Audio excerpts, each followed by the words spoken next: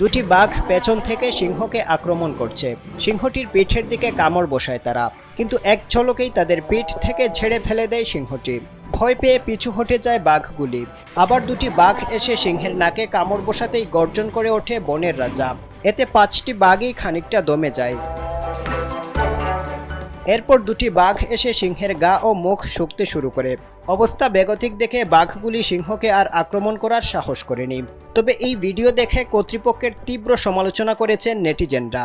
তারা বলছেন বাঘ ও সিংহের লড়াই দেখার জন্য উদ্দেশ্য প্রণোদিতভাবে এক খাঁচায় রাখা হয়েছে তাদের, যা খুবই অনুচিত এবং প্রকৃতির নিয়ম বিরুদ্ধ কাজ।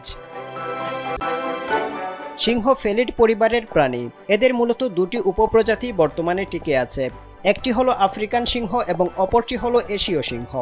আফ্রিকান সিংহ মোটামুটি আফ্রিকার বিস্তীর্ণ অঞ্চল জুড়ে পাওয়া গেলেও অল্প সংখ্যক এশীয় সিংহ আছে।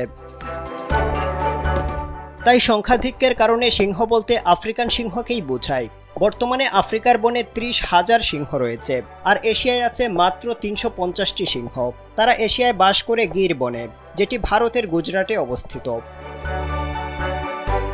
সিংহের দলকে প্রাইড বলে, যেটির অর্থ গর্ব। একটি প্রাইডে 10 থেকে 40টি সিংহ থাকে। প্রত্যেক প্রাইডের নিজস্ব অঞ্চল আছে।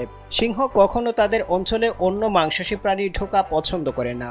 তাদের একটি অঞ্চল প্রায় 260 বর্গ কিলোমিটার। পুরুষ সিংহরা খুবই রাগী হয়। এরা তাদের এলাকা রক্ষার্থে প্রয়োজনে হিংস্র লড়াই করে।